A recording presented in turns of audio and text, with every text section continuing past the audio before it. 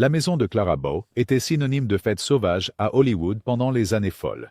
Mais dans les années 1970, la propriété était tombée en ruine et a été rasée pour laisser place à un développement moderne. Aujourd'hui, il n'en reste aucune trace. Pas de plaque, pas d'hommage. Juste une autre maison cossue sans aucun indice du glamour sauvage qu'elle détenait autrefois. Ce n'est pas le seul manoir qui a été démoli. Il y en a beaucoup d'autres, du légendaire Pickford Mansion au manoir de Beverly Hills de Lucille Ball. Voici 18 célébrités dont les manoirs ont été démolis avec leur carrière. La maison de Marilyn Monroe à Brentwood, Modwell 305, Fifth Helena Drive. La maison de Marilyn Monroe à Brentwood est souvent décrite comme le symbole ultime de son parcours fragile et tumultueux. Achetée en 1962 pour environ 77 500 $, une somme équivalente à environ 700 000 $ aujourd'hui. C'était la seule propriété qu'elle ait jamais possédée seule. Nichée au bout d'une impasse tranquille, la maison de style espagnol comptait 4 chambres, une piscine scintillante en forme de rein et un jardin entouré de murs qui offrait à la star un semblant de vie privée. Selon un document public du comté de Los Angeles, archivé dans des documents immobiliers locaux, le désir de Monroe pour un refuge stable se reflétait dans le design intérieur cosy. Elle a décoré la résidence avec des carreaux mexicains choisis et des meubles confortables. Les récits de ses amis, détaillés dans diverses biographies, comme Marilyn Monroe, The Biography de Donald Spoto, révèlent que Marilyn voyait la maison comme une chance de renaissance émotionnelle après des années sous le contrôle des studios, des managers et des attentes du public.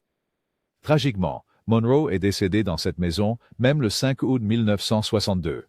Dans les décennies qui ont suivi sa mort, la maison est devenue un lieu de pèlerinage pour les fans, avec des visiteurs déposant des fleurs à la grille. En 2023, les médias locaux ont rapporté que le nouveau propriétaire envisageait de démolir la structure, suscitant une indignation publique. Au milieu de la controverse, le conseil municipal de Los Angeles est intervenu, plaçant un avis de considération pour le statut de monument historique. Bien qu'il soit encore debout pour le moment, la menace imminente de démolition plane sur lui, nous rappelant que même l'adresse la plus célèbre d'Hollywood n'est pas à l'abri de la boule de démolition. La maison de Judy Garland à Bel Air. Le domaine de Bel Air de Judy Garland a incarné le rêve hollywoodien à son apogée. Achetée au début des années 40, la résidence affichait une fusion élégante d'influences coloniales espagnoles et de style Hollywood Regency. Construite avec de vastes espaces de réception, la maison accueillait souvent des rassemblements étoilés. Les biographes Gerald Clark et Anne Edwards ont mentionné que Vincent Minnelli, le deuxième mari de Garland, supervisait une grande partie de la décoration intérieure, la transformant en une vitrine vibrante de murs rose vif, de canapés moelleux et de rideaux flamboyants. Les journaux personnels de Garland, dont des extraits ont émergé dans les années 1990, décrivaient le manoir à la fois comme un refuge contre le système de studio sous haute pression et un lieu où des sommités comme Frank Sinatra, Gene Kelly et Katharine Hepburn se réunissaient pour des soirées intimes. Malgré le faste, la vie de Garland y était marquée par des turbulences émotionnelles et des soucis financiers. Les contrats avec les studios diminuaient et les frais médicaux augmentaient, forçant Garland à vendre le domaine dans les années 1950. Au cours des décennies suivantes, la maison passa entre plusieurs mains. Au début des années 2000, la propriété était légèrement en mauvais état et les nouveaux propriétaires décidèrent de la rénover radicalement. Dans un geste qui a stupéfait les amateurs de films classiques, le domaine autrefois vibrant a été démoli pour laisser place à un manoir moderne et élégant. Les critiques et les historiens ont déploré la perte, soulignant que Bel Air perdait une pièce vitale du patrimoine de Tinseltown. Bien que des fragments de mémoire subsistent dans des photographies et des entrevues archivées, la grande façade de la maison bien-aimée de Garland n'est maintenant qu'un écho dans l'histoire d'Hollywood. La maison de style Colonial Revival de Bette Davis à Beverly Hills. Bette Davis, célèbre pour son intensité à l'écran et en dehors, a initialement acheté son manoir de style Colonial Revival à Beverly Hills au début des années 1940. La façade de la maison comportait de majestueuses colonnes blanches, des fenêtres symétriques et des volets noirs. Des historiens se référant au permis de construire de Los Angeles notent que Davis a dépensé près de 100 000 $, une somme considérable pour l'époque, en rénovation, en adaptant chaque pièce à son goût raffiné. À l'intérieur, les couloirs étaient ornés, avec ses tableaux précieux, ses antiquités et une vaste collection de livres. Dans son autobiographie, The Lonely Life, Davis décrivait la maison comme son sanctuaire, loin du regard intense de la machine hollywoodienne. Elle recevait des amis proches pour des dîners, avec des menus soigneusement élaborés qui mettaient en valeur son amour pour la cuisine française. Elle a également installé une salle de piano insonorisée pour ses séances fréquentes de formation vocale et répétition. Après le divorce de Davis d'avec William Grant Cherry en 1950, la propriété a changé de main plusieurs fois. Les registres immobiliers des années 1980 suggèrent que le dernier propriétaire privé a décidé qu'un nouveau départ était nécessaire. Le design de Renaissance coloniale, autrefois l'incarnation de l'élégance raffinée, contrastait avec les goûts évolutifs pour des lignes contemporaines et un concept de vie ouvert. Malgré la résistance initiale de la communauté, le manoir a finalement été démoli. Cette décision a suscité des débats dans la presse locale, beaucoup déplorant la perte d'un trésor architectural étroitement lié à l'une des icônes les plus célébrées d'Hollywood. Aujourd'hui, un vaste domaine moderne se tient à sa place, avec seulement les anciens registres de propriété pour évoquer son passé légendaire. Le manoir de Beverly Hills de Lucille Ball, acheté en 1954 lorsque I Love Lucy était à son apogée, le manoir de Beverly Hills de Lucille Ball et Daisy Arnaz incarnait le succès du couple comique.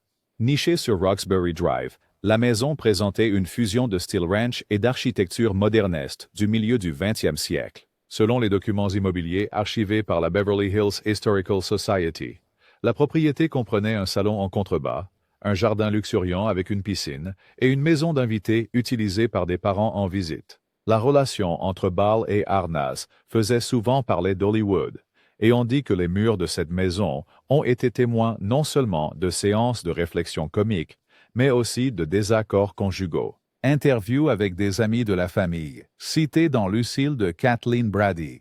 La vie de Lucille Ball décrit des lectures de scripts tard dans la nuit dans le bureau et des répétitions dans le salon.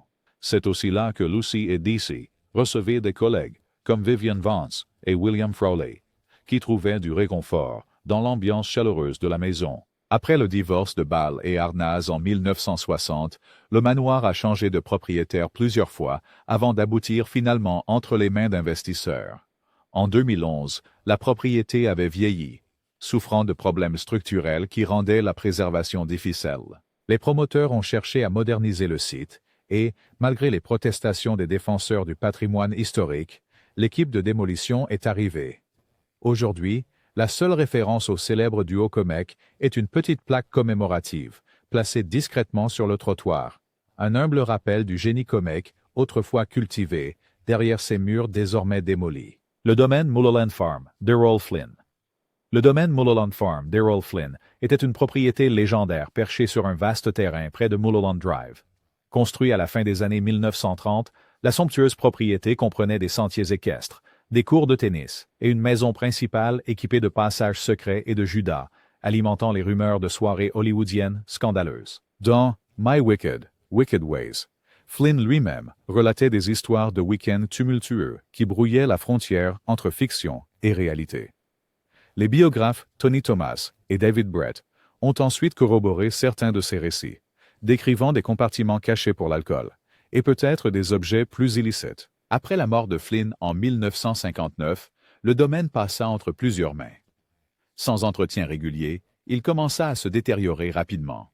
Dans les années 1970, des curieux pénétraient souvent illégalement sur la propriété, attirés par des histoires de pièces cachées et de débauches hollywoodiennes somptueuses. Des journaux locaux comme le Los Angeles Times ont documenté une série d'effractions, de vols et d'incidents de vandalisme. Finalement, les nouveaux propriétaires ont conclu que l'ancienne structure était trop délabrée pour être restaurée. Alors, au début des années 1980, la boule de démolition est arrivée, rasant la maison tristement célèbre. Aujourd'hui, un développement moderne se dresse sur le sol sacré, qui fut autrefois le témoin du style de vie flamboyant de Flynn. De Mulholland Farm, il ne reste que des photographies en noir et blanc et des histoires transmises par les potins de Tinseltown, parfaite pour alimenter les rumeurs et les récits imaginatifs qui capturent l'esprit du renégat doré de Hollywood. La maison de Beverly Hills de Jean Harlow. Jean Harlow, la première blonde platine, vivait dans une maison de Beverly Hills qui a longtemps été le sujet de rumeurs et dire ARC. Bien fort, Spéculation étrange. Officiellement construite à la fin des années 1920, la maison de style méditerranéen se caractérisait par des toits en terre cuite, des arcades et un jardin opulent dans la cour. Harlow a emménagé avec sa mère après ses rôles marquants dans Les Anges de l'Enfer et Red Dust. D'après des lettres personnelles et des journaux intimes découverts par l'historien du cinéma Mark Vieira, nous apprenons que Harlow était profondément attaché à la propriété, l'appelant son château de rêve. Tragiquement, John Harlow est décédé en 1937 à seulement 26 ans, succombant à une insuffisance rénale. Sa mort prématurée a jeté une aura mélancolique sur le domaine. Dans les années 1940 et 1950, les propriétaires suivants se sont plaints de bruits étranges et de lumières vacillantes, alimentant les rumeurs selon lesquelles l'esprit de Harlow hantait la maison. Lorsque le manoir a subi une rénovation massive dans les années 1960, de nombreux éléments d'origine, portes en bois ornées, carrelage décoratif, ont été arrachés. Dans les années 1980, la structure a de nouveau été fortement remaniée. Selon les documents de propriété, les transformations étaient si étendues qu'il est presque méconnaissable par rapport à son état d'origine. C'est intéressant. Une entrée du registre du comté de Los Angeles de 1972 a noté que les nouveaux propriétaires avaient découvert des compartiments cachés possiblement utilisés pour des objets de valeur ou des lettres personnelles. Que l'essence intangible de Harlow reste ou non est sujet à débat. Ce qui est certain, c'est que la maison se présente comme une coquille lourdement altérée de son ancienne splendeur, emblème de la flamme vive d'une jeune étoile éteinte bien trop tôt. Le domaine Green Acres de Harold Lloyd.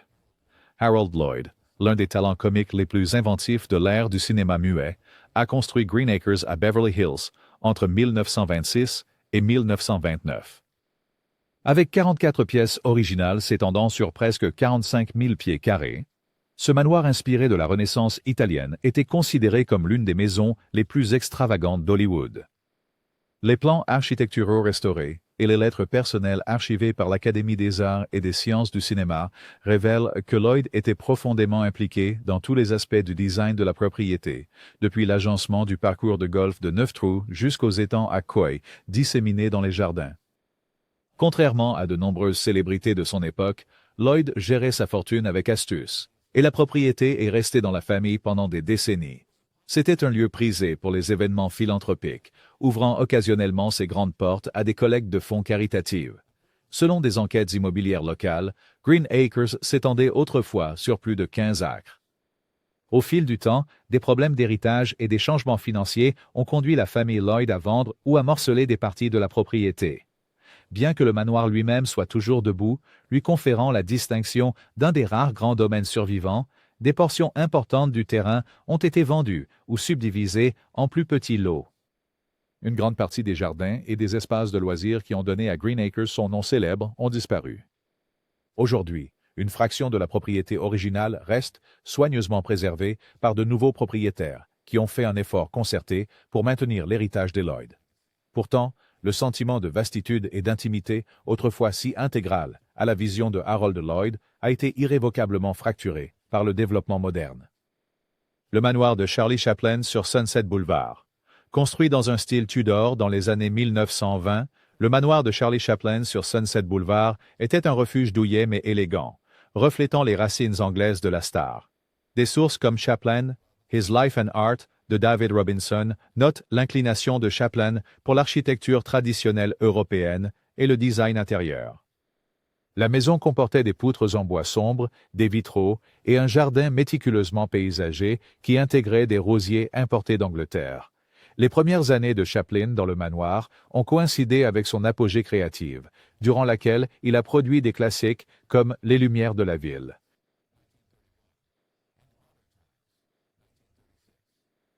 Bobine de film et journal intime des coulisses neufs découverts par les archivistes de Chaplin suggèrent que la star utilisait souvent la bibliothèque du manoir pour écrire des scénarios.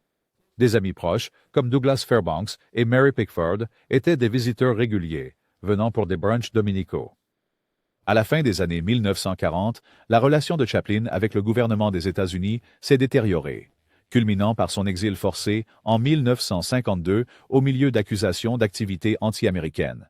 Le manoir a changé de propriétaire plusieurs fois, finissant par tomber en ruine. Les transactions immobilières locales, les journaux de transactions de la fin des années 1950 révèlent que la propriété a été vendue à un promoteur qui, attiré par l'économie florissante de l'après-guerre et la hausse des valeurs foncières, a choisi de la démolir en 1959. Aujourd'hui, des bâtiments commerciaux bordent cette portion de Sunset Boulevard, ne laissant presque aucun souvenir que la plus grande star du cinéma muet considérait autrefois ce coin d'Hollywood comme chez elle. La maison It Girl de Clara Bow. Clara Bow, saluée comme l'It Girl des années 1920 pour sa présence magnétique à l'écran, vivait dans un manoir de style méditerranéen perché dans les collines au-dessus de Hollywood. Construite en 1928, la maison arborait des arches courbes, une cour fermée et des carreaux peints à la main qui lui conféraient une allure exotique. Des coupures de journaux de l'époque décrivaient les fêtes de Bow comme des événements sauvages, débordant de stars montantes et de producteurs riches désireux d'être vus avec la starlette la plus en vue de l'époque. Malgré son succès, la vie de Clara Bow a été entachée par une mauvaise gestion financière et des luttes émotionnelles. Dans sa biographie, Clara Bow, Runnin' Wild, l'auteur David Stan décrit comment des comptables sans scrupules et des dettes croissantes ont forcé Bow à se séparer de la propriété au début des années 1930. Ses propriétaires suivants ont essayé de maintenir certains des styles emblématiques de Bow, mais à la fin des années 1950, le manoir avait été victime de négligence. Le vandalisme, les dégâts des eaux et la dégradation structurelle sont devenus des problèmes récurrents, comme le souligne un rapport d'inspection du bâtiment de 1961 conservé dans les archives du comté de Los Angeles. Finalement, le terrain s'est avéré plus précieux que la structure vieillissante. Dans les années 1970, les promoteurs l'ont rasé, supprimant toute trace de la maison autrefois célèbre de It Girl. Aujourd'hui, le terrain fait partie d'un développement multi-résidence. Seules des photographies anciennes et des légendes locales éparses conservent la mémoire des fêtes extravagantes de Bow et de l'aura effervescente qu'elle apportait à ce domaine en flanc de colline. Le Faucon Lair de Rudolph Valentino. Rudolph Valentino, l'amant latin du cinéma muet, a acheté cette propriété sur les collines, avec portail, au-dessus de Beverly Hills en 1925. Baptisé Falcon Lair, le manoir de style espagnol offrait des vues panoramiques sur Los Angeles, une cour privée et une tourelle emblématique. Valentino a investi son cœur et ses fonds pour personnaliser la propriété. Il a installé des grilles en fer forgé élaborées, une fontaine dans la cour et une décoration intérieure royale, rappelant un château mauresque. Malheureusement, Valentino est mort de manière inattendue en 1926 à l'âge de 31 ans, sans jamais profiter pleinement de la maison qu'il avait conçue. Selon Dark Lover, The Life and Death of Rudolph Valentino, d'Emily Leiter, les fans affluaient à Falcon Lair pendant des années, laissant des fleurs à la grille, et parfois s'introduisaient pour apercevoir les salles secrètes supposées de Valentino. Au fil du temps, de nombreuses célébrités ont pris possession du manoir, ajoutant ou retirant des éléments du design original de Valentino. À la fin des années 1990, la propriété a subi d'importants dégâts causés par un incendie, entraînant des réparations coûteuses. Certaines sections ont finalement été démolies pour des raisons de sécurité. La démolition partielle du domaine a suscité l'indignation des passionnés de films classiques, qui ont plaidé pour sa restauration. Mais les pressions immobilières dans la région ont finalement remporté, et seuls des fragments du manoir original subsistent. Des rumeurs persistent, selon lesquelles le fantôme de Valentino hante Falcon Lair, dérivant dans la cour à la tombée de la nuit, symbole spectral de la gloire éphémère d'Hollywood. Le domaine de Bel Air d'Elizabeth Taylor. Elizabeth Taylor, célèbre pour ses yeux violets et sa brillante carrière cinématographique, a acquis son domaine de Bel Air à la fin des années 1950, après son mariage avec Mike Todd. Des croquis architecturaux conservés à la bibliothèque Margaret Herrick montrent que la propriété était un style moderne du milieu du XXe siècle avec des touches luxueuses. De vastes parois vitrées du sol au plafond, une allée majestueuse et une maison de piscine supposée être plus grande qu'une maison familiale typique. Les journaux et lettres de Taylor recueillis par ses biographes, tels que C. David Heyman, indiquent qu'elle dépensait sans compter pour les rénovations, important du marbre d'Italie, et des plantes rares pour les jardins paysagers. Le domaine a accueilli certaines des soirées les plus exclusives d'Hollywood, avec des invités comme Rock Hudson, Sammy Davis Jr. et Debbie Reynolds. C'est aussi là qu'elle s'est rétablie après diverses maladies et peines de cœur, faisant de ce manoir un point central de sa saga personnelle. Dans les années 1970, la vie personnelle de Taylor avait pris plusieurs tournants, et elle finit par passer à autre chose. Le domaine a ensuite changé de propriétaire plusieurs fois. En 2010, après que la propriété a souffert d'années de minimal entretien, le nouveau propriétaire a déposé une demande de permis de démolition. Les conservateurs se sont mobilisés, arguant que la maison incarnait une confluence unique d'histoire architecturale et cinématographique. Pourtant, les équipes de démolition sont venues malgré tout.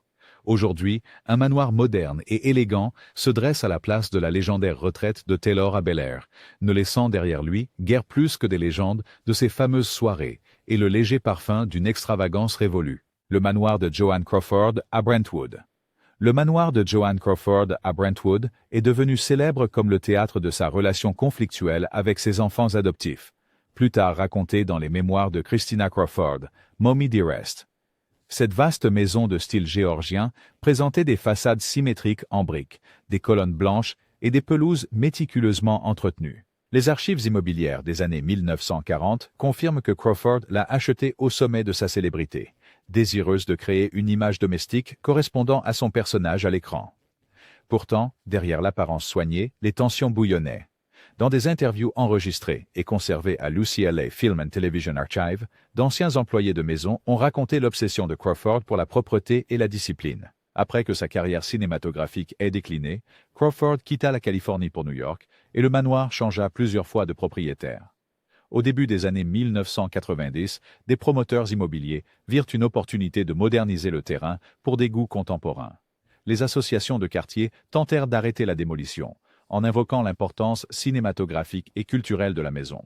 Cependant, le manoir a finalement été démoli, laissant les fans du Hollywood classique outrés. Certains croient encore que le site abrite des énergies agitées de l'époque de Crawford. Les passionnés de paranormal publient occasionnellement des observations présumées en ligne, bien qu'aucune documentation officielle ne soutienne ces affirmations.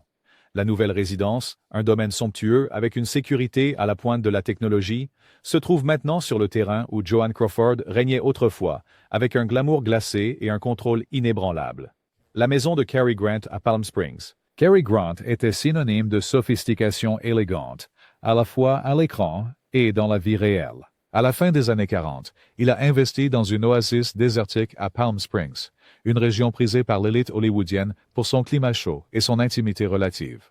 Connue localement sous le nom de Las Palomas, la structure moderne de style Adobe a été conçue pour maximiser la vie intérieure-extérieure.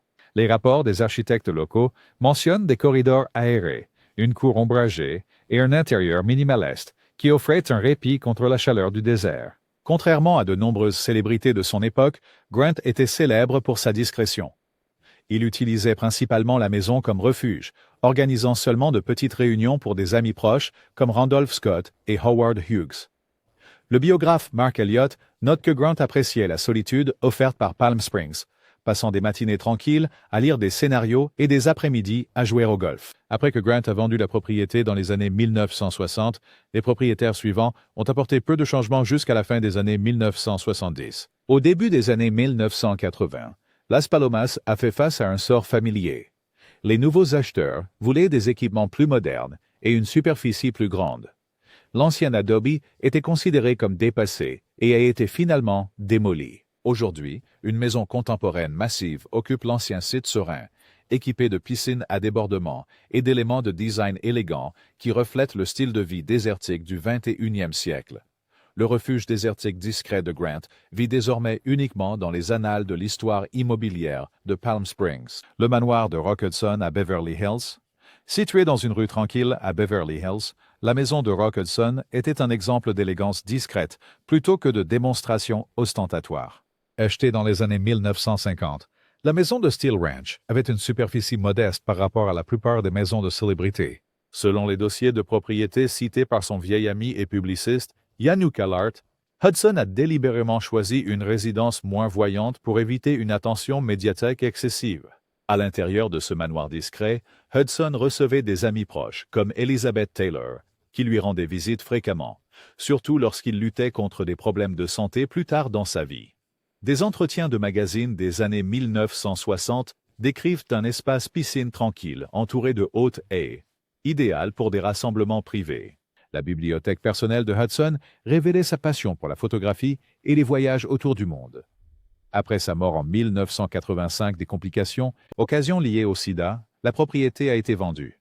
Lors d'une transaction immobilière de 1990 rapportée par le Los Angeles Times, de nouveaux propriétaires ont décidé de raser la structure pour ériger une maison contemporaine plus vaste.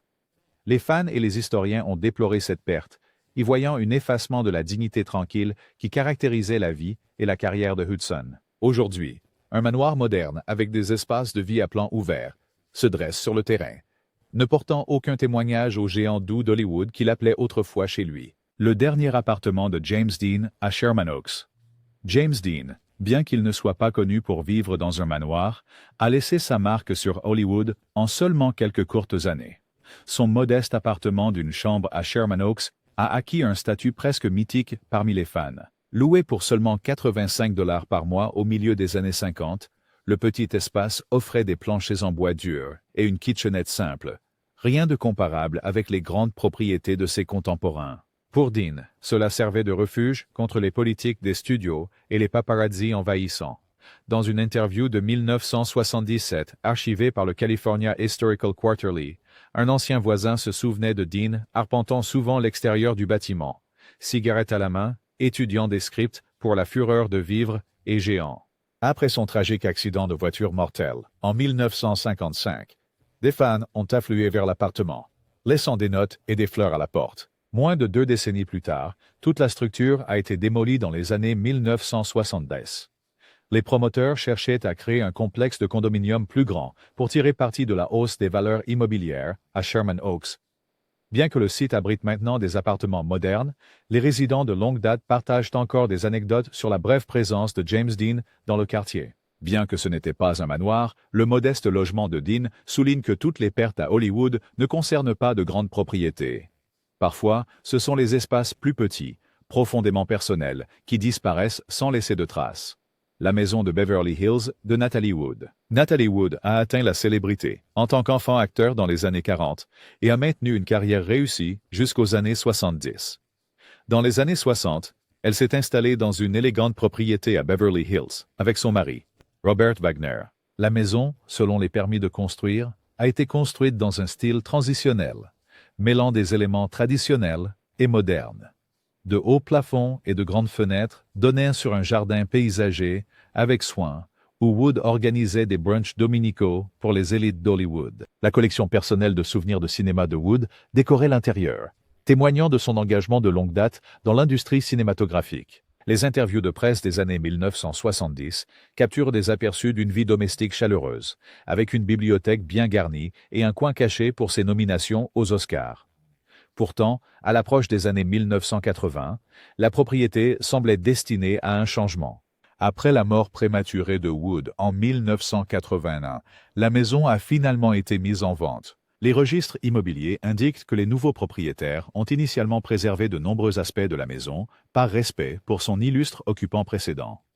Cependant, à la fin des années 1980, un élan de réaménagement a vu le manoir démoli pour faire place à une structure plus contemporaine. Les admirateurs de Natalie Wood ont pleuré cette décision, la voyant comme une preuve supplémentaire de la propension d'Hollywood à écarter son histoire. Le site accueille désormais une demeure moderne, avec seulement de faibles rappels de la starlette qui, autrefois, arpentait ses couloirs. Le domaine de Fred Astaire à Holmby Hills. Fred Astaire, renommé pour son style de danse sans effort, vivait dans un domaine de Holmby Hills élégamment sobre. Construite dans les années 1930, la maison combinait l'architecture Renaissance coloniale avec des éléments art déco subtils, reflétant l'art raffiné et innovant du danseur. Selon un numéro de 1941 de Architectural Digest, Astaire a commandé un studio de danse privé sur la propriété. Cette salle avec des miroirs disposait d'un revêtement de sol spécialisé qui réduisait le stress sur les articulations et offrait la surface idéale pour les routines de claquettes. Des interviews avec les chorégraphes d'Astaire, tels qu'Hermes Span, suggèrent que nombreuses des routines de danse révolutionnaires d'Astaire ont d'abord été testées dans ce studio. Hors de la piste de danse, la maison servait de havre de paix où Astaire se livrait à l'équitation, au golf et à des parties de cartes occasionnelles avec des amis proches comme Bing Crosby. Après le décès d'Astaire en 1987, la propriété a changé de propriétaire. Au début des années 1990, une vague de développement moderne a déferlé sur Holmby Hills, privilégiant les nouvelles déclarations architecturales plutôt que la préservation des designs classiques. Malgré une tentative peu enthousiaste des historiens locaux de désigner la propriété comme un site culturel, la démolition a eu lieu. Le studio de danse privé qui résonnait autrefois des claquettes des plus grands danseurs de Hollywood a été perdu. À sa place se dresse un manoir moderne et élégant qui, bien que luxueux, n'offre aucun hommage à l'héritage d'un homme qui a dansé son chemin dans l'histoire du cinéma. Le manoir de Beverly Hills de Barbara Stanwyck. La carrière de Barbara Stanwyck a couvert tout, des films avant le code au western des années 60, faisant d'elle l'une des stars les plus durables d'Hollywood. Dans les années 1940, elle a acquis un manoir isolé à Beverly Hills. Des documents du département des bâtiments et de la sécurité de Los Angeles notent que cette maison de style revival colonial espagnol comprenait une fontaine dans la cour et des balcons en fer forgé. Connaissant sa préférence pour la vie privée, Stanwyck engageait rarement du personnel, gérant souvent elle-même le ménage. Les invités qui visitaient, y compris des réalisateurs comme Frank Capra, s'émerveillaient de l'élégance sans prétention de la maison. Dans les interviews, Stanwyck la décrivait comme son refuge loin de la folie, où elle pouvait lire des scénarios, profiter du jardinage et perfectionner la personnalité dure mais vulnérable qui faisait d'elle une vedette au box-office. Après sa retraite dans les années 1970, Stanwyck a vendu la propriété. Les nouveaux propriétaires ont d'abord respecté le charme vintage, mais ont ensuite succombé aux pressions immobilières du début des années 1980. Selon les registres de zonage locaux, le manoir a été jugé inadapté aux tendances de vie contemporaines et a été rapidement démoli. Un domaine plus moderne a pris sa place, générant peu de gros titres, mais marquant encore une étape dans l'effacement du patrimoine architectural de Hollywood. Les fans de Stanwyck peuvent encore voir des aperçus de la maison dans de vieilles photographies et des rétrospectives de films, bien que la structure physique ait disparu depuis longtemps. Le ranch d'Encino de Clark Gable et Carole Lombard. Clark Gable et Carole Lombard, autrefois considérés comme le couple puissant ultime de Hollywood, trouvaient refuge loin des projecteurs de studio dans leur vaste ranch à Encino. Cette grande propriété, achetée à la fin des années 1930, comprenait des écuries pour les chevaux de Gable, des vergers et une modeste maison de style ranch. Des lettres personnelles et des télégrammes conservés à la bibliothèque Margaret Herrick de l'Académie révèlent que Lombard adorait l'espace ouvert et le rythme détendu de la vie à la ferme. Elle cultivait un petit potager, tandis que Gable passait ses week-ends à écrire.